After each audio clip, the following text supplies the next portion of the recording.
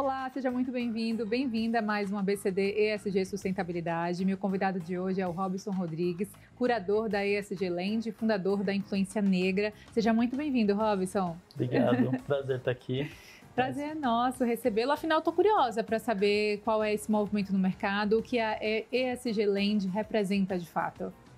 Bom, vamos lá. Acho que falar da ESG Land é falar de um movimento, né, da gente tentar gerar ali realmente um hub onde você pega as principais lideranças do mercado, empresas, ativistas, terceiro setor, setor privado, e junta ali de fato uma mobilização para que a gente vá para uma mesma direção, né? Esse já é um conceito relativamente novo aqui no Brasil, por mais que olhar para a sustentabilidade, olhar para o social, olhar para medidas de governança já é algo antigo, é algo que já se fala desde que o mundo é mundo, dessa forma, nessa conceituação é algo relativamente novo. Então, um encontro como esse, ele é fundamental para a gente poder universalizar o debate, para a gente poder integrar. E já que o objetivo, independentemente da empresa, é em comum, né, a gente conseguir realmente gerar uma transformação em um ecossistema mais sustentável, socialmente mais responsável, então a ESG Land ela vem justamente para equalizar, sabe, esse debate. Então é um movimento bem interessante, assim, bem empolgante. Interessante e necessário, né? Afinal, a gente fala dessa gestão corporativa, da cultura organizacional que precisa estar alinhada a outras métricas, que já a gente vai chegar no social, na sustentabilidade,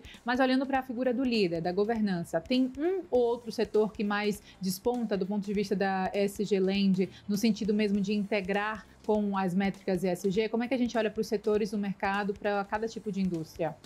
Acho que o movimento, todos acabam tendo sua relevância, né? Não dá para a gente colocar ali um como o único principal, mas eu iniciaria esse debate pelo S, né? Porque quando a gente fala de S, a gente está falando ali do capital humano no centro. Quando a gente fala do ser humano no centro, ele acaba reverberando nos demais. Então, para falar de sustentabilidade, a gente precisa falar do fator humano. Para falar sobre governança, a gente precisa falar do fator humano. Então, acho que o ESG Land, ele nasce justamente olhando para esse S inicialmente, para poder mobilizar as pessoas, né? Porque no final do dia, se a gente não consegue sensibilizar essa liderança, sensibilizar esses indivíduos, a gente não consegue olhar para nenhum dos outros setores. Mas depois desse passo, todos os três pilares eles acabam ganhando o mesmo nível de importância ali, né? Porque a gente precisa, obviamente, sensibilizar essa liderança, precisa esse olhar tão sensível para isso, para que a gente consiga desenvolver políticas na questão da sustentabilidade e políticas de governança também que olhem para todos esses setores, tanto o meio ambiente quanto a vivência dessas pessoas também nas empresas, né? E eu acho legal um ponto para destacar é a questão de, quando a gente fala de ESG enquanto movimento, posso dizer que é algo relativamente novo, mas falar sobre responsabilidade social nas empresas é algo que nasce junto com o conceito de uma empresa ideal, né?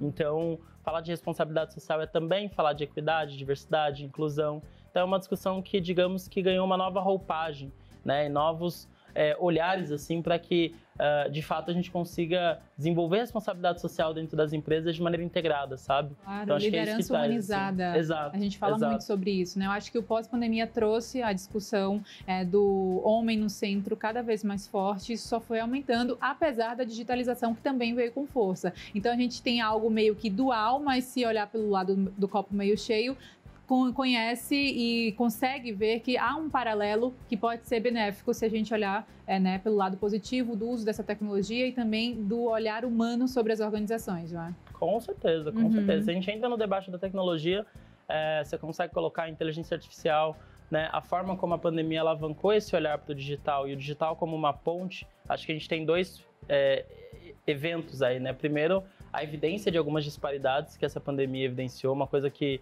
eu gosto muito de dizer quando a gente pensa em responsabilidade social é a primeira pandemia conectada que nós vivemos na história da humanidade. Sim. E viver uma pandemia com acesso à internet, isso faz com que a gente tenha alguns dados muito gritantes ali, né? Socialmente falando. E aí não só dados gritantes em relação a como a sociedade está configurada, mas isso se evidencia nas redes. Então a sociedade passa a debater esses assuntos. E aí quando a gente leva isso para o universo, tanto do terceiro setor, mas também para o universo das empresas, fica assim impossível não integrar esses assuntos tão urgentes, sabe? Fica impossível não pensar em iniciativas para, de fato, primeiramente fazer um resgate do planeta, né? A gente já está em estágios avançadíssimos aí em questão ambiental. Mas segundo também olhar para esse capital humano, para a sociedade, para a população e transcender a questão da necessidade única e exclusiva do consumo, mas falar também sobre essa questão de comportamento, sobre como está a sociedade como está a humanidade, né, pós uma pandemia, e o que isso implica também no dia a dia de trabalho, no dia a dia ali, de como é que a gente vai desenvolver novas iniciativas para criar espaços de fato inclusivos, espaços que de fato estejam pensando não só na sua própria geração de renda e receita, mas também na sustentabilidade do planeta como um todo, né? A consciência no consumo e também a economia circular, que veio com muita força no sentido de como os consumidores estão realmente ditando aquilo que é feito, como é feito pelas empresas e o consumo ou não daquele produto. Então, tudo hoje realmente gira em torno do movimento, né? Do propósito, né, Robson? Totalmente, totalmente. Sim, quando a gente olha para o aspecto social, pontualmente, você já falou até aqui como, desde a gestão até a questão de sustentabilidade, não tem como não passar pelo S do social. Olhando para a diversidade, inclusão, falando da questão de gênero, a gente tem muitas pautas que são sensíveis a nós como seres humanos e ainda vivendo em sociedade. Olhando para o S e principalmente nessa pauta diversidade, qual a sua opinião sobre a importância da gente debater isso, sobre ver os movimentos de fato acontecerem dentro das empresas?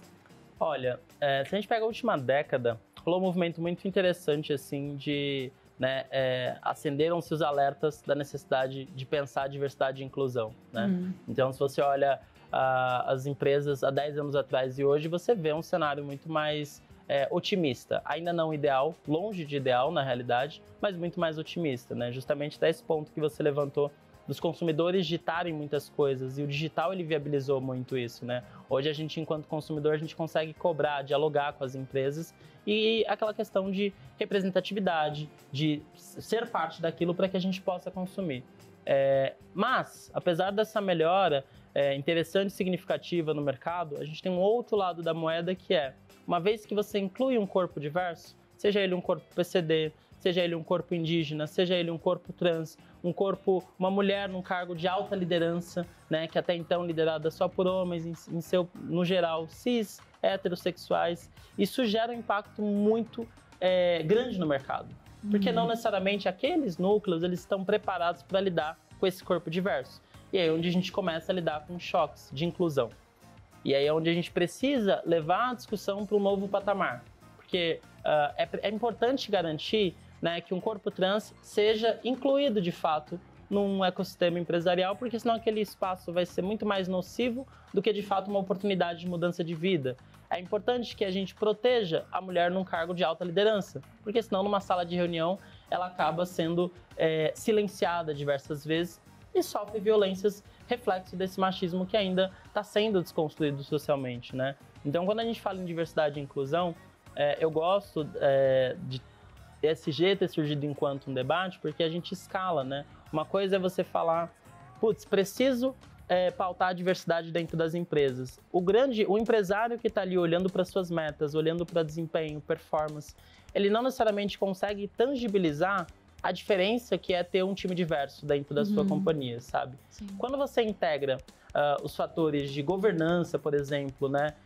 E a questão de um olhar para a responsabilidade ambiental também, o que isso muda na chave da diversidade e inclusão e no S ali do social? Você começa a entender que um time diverso representa ideias diversas, representa menores fatores de risco de impacto em campanhas, em estratégias de marketing, porque você tem mais visões ali acopladas e logo você mexe na receita. E aí no final do dia, né, quando a gente começa a comunicar com essas empresas, a gente precisa falar também sobre isso, né? É meio dramático, mas eu gosto de falar que se fosse puramente pelo propósito, seria terceiro setor, que é um setor que eu também estou e também amo, mas para as empresas é importante haver essa integração.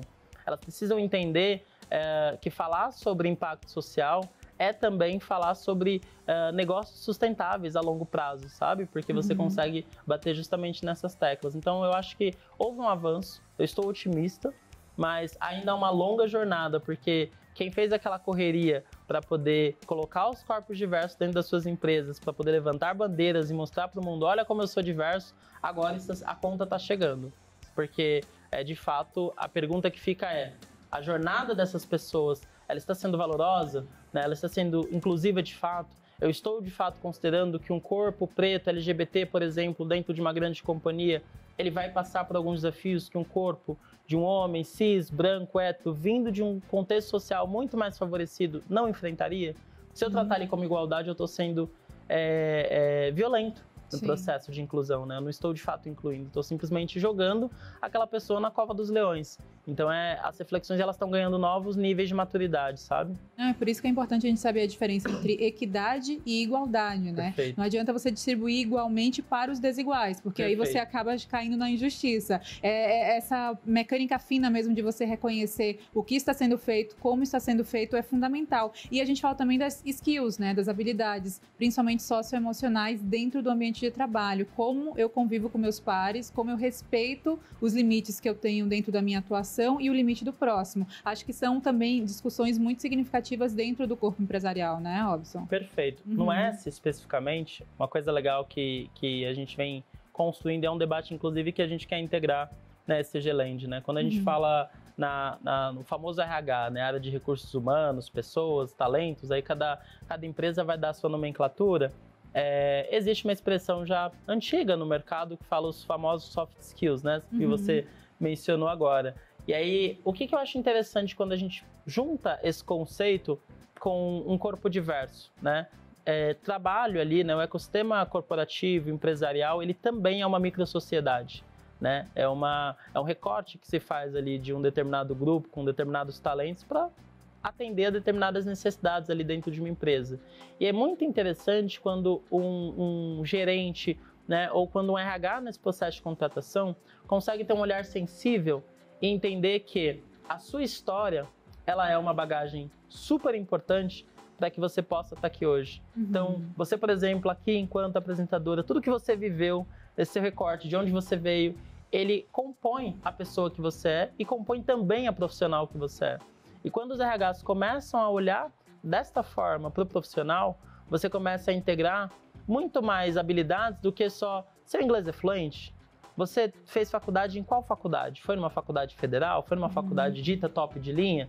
E aí você começa a desconstruir um pouco esses conceitos e entender que, ao invés de eu avaliar você simplesmente por um currículo que a sociedade impôs, eu vou entender de onde você veio e onde você está agora. E isso vai me dizer muito sobre como você é como profissional, entende? Claro, a gente não tem mais a diferença do ser humano e do profissional. Nós somos um único ser que tem seus vieses, Perfeito. que tem seus papéis na sociedade, que precisam ser respeitados como um todo, né? Perfeito. E não de forma desintegrada. Olha, Robson, a conversa tá boa até aqui, viu?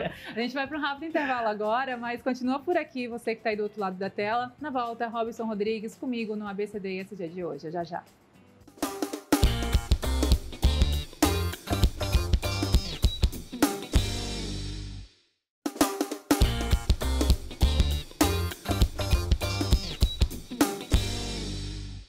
Estamos de volta, eu sigo aqui com o Robson Rodrigues, meu convidado de hoje. Olha só, estou curiosa para saber como é que de fato vai funcionar ESG Land. É um movimento no mercado, a gente falou isso bem no início do outro bloco, mas ainda sem muitos detalhes. Conta pra gente. Vamos lá, a primeira edição física do evento, né, ela acontece esse ano e a ideia é justamente integrar essas lideranças do mercado num momento ali de debate. Então a gente tem 3 eixos, né, os 3 pilares do ESG.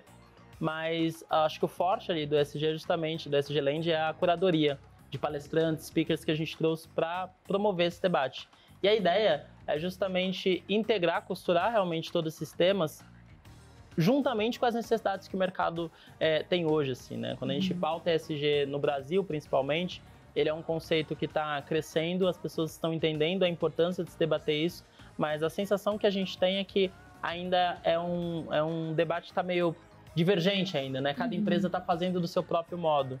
E aí, entendendo que esse é uma preocupação, que tem que ser uma preocupação em comum, a ideia da SG Land é justamente ser uma flecha realmente, né? A gente conseguir direcionar tendências, direcionar para onde estamos indo, né? Hoje a SG Land tem parcerias internacionais, então a gente consegue fazer esse debate cruzar fronteiras, então tem speakers do Brasil e speakers fora também. Agora, com relação à sustentabilidade, vamos passar um pouco nessa questão ambiental, de fato, como também as iniciativas das empresas se ligam a isso, desde a questão de energia solar, ou como as matrizes energéticas estão realmente sendo transformadas no mundo. Qual o seu olhar a respeito desse pilar? Bom, esse eu acho que é um pilar que algumas empresas têm uma dificuldade, né, de entender qual atuação de fato elas podem ou não contribuir, né? O debate que a gente quer trazer ali durante o ESG Land em relação ao pilar de meio ambiente, sustentabilidade, é justamente a gente parar de hierarquizar a nossa existência ali em relação aos seres vivos como um todo, né? E achar que todo o planeta está à nossa disposição para servir. A gente coexiste aqui na Terra, né? Então, a intenção nesse pilar específico de meio ambiente é, primeiramente, promover o debate para as empresas de que forma, dentro da própria companhia, a gente consegue gerar mais sustentabilidade. E aí pegar um exemplo que todos nós vivenciamos, né? A própria pandemia mostrou que é possível, por exemplo, trabalhar remotamente. E aí quando eu falo trabalhar remotamente, o que isso tem a ver com sustentabilidade? Olha quantas pessoas não tiveram que sair das suas casas, se mobilizar, pegar seus carros e irem até os escritórios. E aí quando a gente fala em ir até os escritórios, você tem gastos elétricos, você tem gastos de papel, impressões, infinitos gastos ali nesse contexto que você pode, obviamente, direcionar em redução de danos para o meio ambiente. Isso num lugar mais literal, ali, pessoa física até, né? Mas a gente pode ir além, né? De que maneiras uma empresa de fato preocupada com sustentabilidade, ela consegue mobilizar, assim, o mercado. Uma coisa que eu vejo é que as empresas, elas às vezes não conseguem enxergar a conexão de falar, putz, meu mercado não tem nada a ver com sustentabilidade, então eu não vou olhar para isso. Mas será que essa empresa, no seu dia a dia, tem a possibilidade ali de criar uma infraestrutura para estabelecer energia solar naquele espaço? Será que ela está reciclando o lixo da própria empresa? Né? Que tipo de incentivo, de consciência social, esse eu acho que é muito legal, é feito para os funcionários? Né? Eu costumo dizer que a empresa ela é uma extensão, é uma continuidade do nosso processo de formação como ser humano. Né? Você passa a vida estudando. Quando você finalmente chega numa empresa, aquela instituição ela também tem uma influência na sua opinião, na sua visão de mundo. Então, se a empresa ela é uma educadora para a sociedade, você também consegue mobilizar e gerar impacto no meio ambiente. Então, acho que é muito nessa linha que a gente quer promover esse debate, obviamente para empresas, principalmente do terceiro setor, que estão envolvidas, que já entendem o debate num nível um pouco mais profundo, né, que é de falar de iniciativas de sustentabilidade ambiental, muito voltada desde a reciclagem ali, que é integrado com essa, é você fazer uma forma de reinclusão do morador de rua, por exemplo. Tem diversos projetos incríveis que fazem esse tipo de trabalho, né? Como é que você consegue integrar sustentabilidade e reintegração social. Daria para a gente entrar no dia de governança e falar como é que a gente consegue reintegrar a população carcerária usando a sustentabilidade como um mecanismo. Já existem projetos formidáveis nessa área. Então é uma integração interessante que a gente consegue fazer e levar o debate para um novo patamar, assim, né? Tem empresas que fizeram isso ao longo da pandemia com a distribuição de água para a população ali durante essa situação delicada que vivemos, né, pandêmica, mas também de redução de danos, fazendo justamente a reparação de ambientes que foram devastados ali, aproveitando esse período. Então tem vários exemplos que a gente pode se inspirar, né? Ah, que legal. Sim, por falar em inspiração, tem algum país que a gente pode olhar como reflexo, como referência? Como é que o Brasil está nessa comparação internacional? Se é que você tem essa análise, esse olhar? Tem alguma... Olha, não vou arriscar dizer assim, bate-pronto, né? Que eu sou... meu pilar-chefe ali é o S, mas eu acho que o Brasil nos últimos 5 anos, vou pegar esse recorte em específico, né, a gente deu alguns passos para trás, infelizmente, né? Principalmente no que tange sustentabilidade. O brasileiro como um todo não tem a dimensão da importância do meio ambiente, da importância da conservação, da preservação das matas e tudo mais. E eu acho que isso tem um ponto histórico envolvido, que eu acho que é importante dizer antes da gente fazer um paralelo internacional, que é a história do nosso país. Né? A gente não consegue, a gente não tem essa consciência histórica do nosso país em relação a de onde viemos, né? Qual que é a integração dos povos originários nesse debate também, que sempre foram grandes guardiões do nosso verde, por assim dizer. E aí a gente tem uma visão muito limitada e pequena em relação a uma pessoa indígena é isso, né? E você acaba estigmatizando ela naquele... e vira um debate muito vazio sobre meio ambiente. A gente fala da Amazônia, o coração do Brasil, e a gente não trabalha isso na sua profundidade, na sua complexidade. Então, quando você faz esse paralelo com o internacional, uma coisa muito interessante os países olham para o Brasil com essa preocupação e olham para o Brasil, inclusive, como uma referência nesse sentido. Né? É feita exploração de diversos recursos naturais aqui do nosso país para construção, para contribuição na medicina e diversas outras coisas. Então, acho que a gente está um pouco atrasado.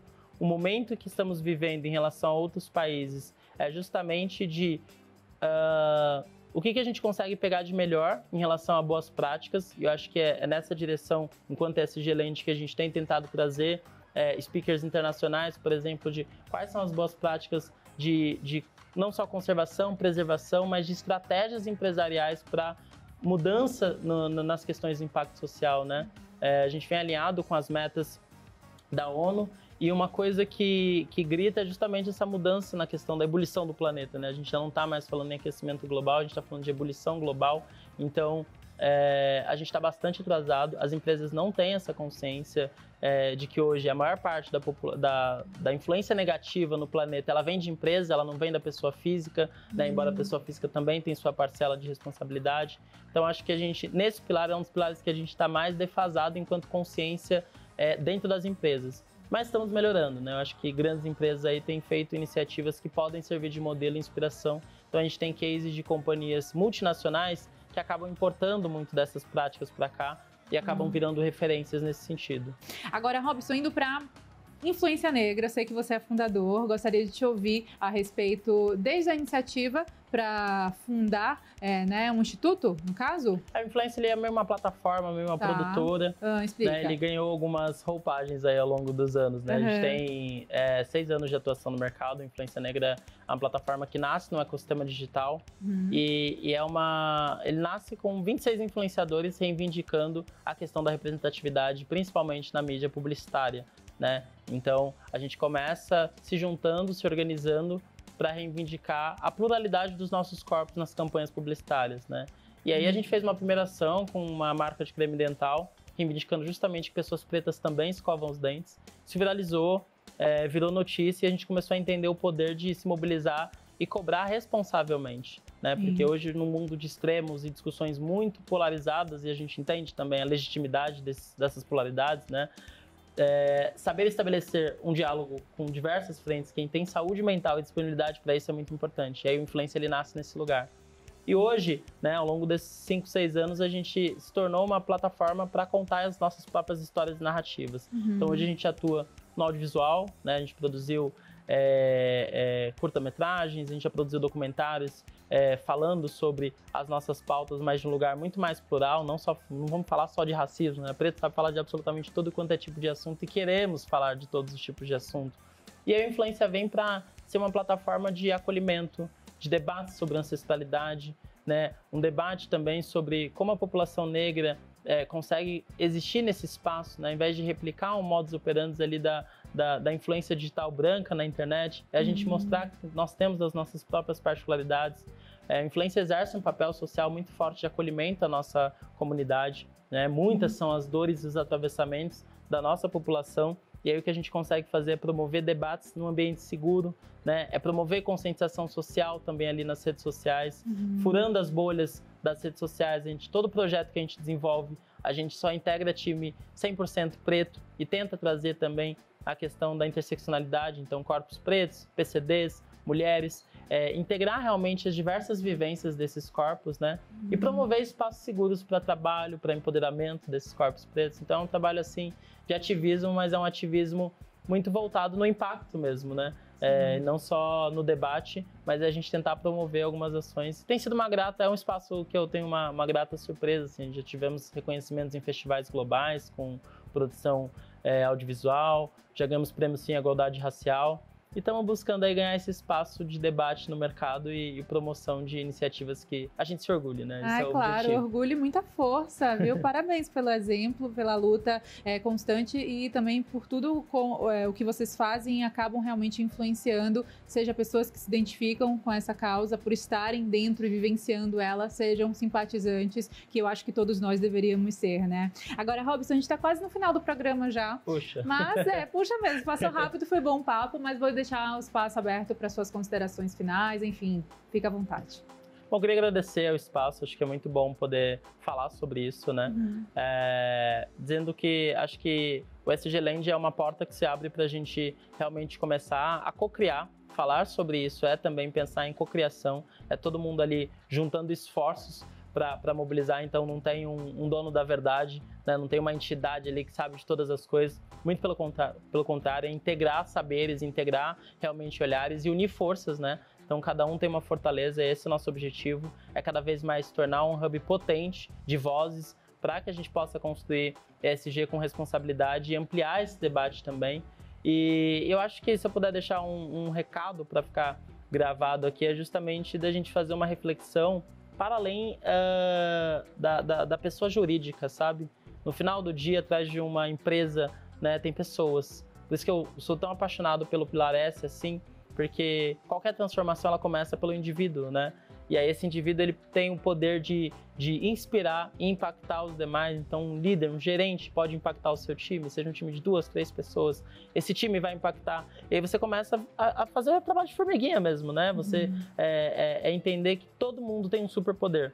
Que é esse superpoder de... Você não vai mudar o mundo inteiro, porque o mundo inteiro é muita coisa, mas você vai mudar o seu micromundo, sabe? Se todo mundo se mobilizar nesse lugar, principalmente essa pessoa que está atrás dessa cadeira de decisão, a gente começa a mudar o mundo de fato, assim, sabe? Então essa é a missão.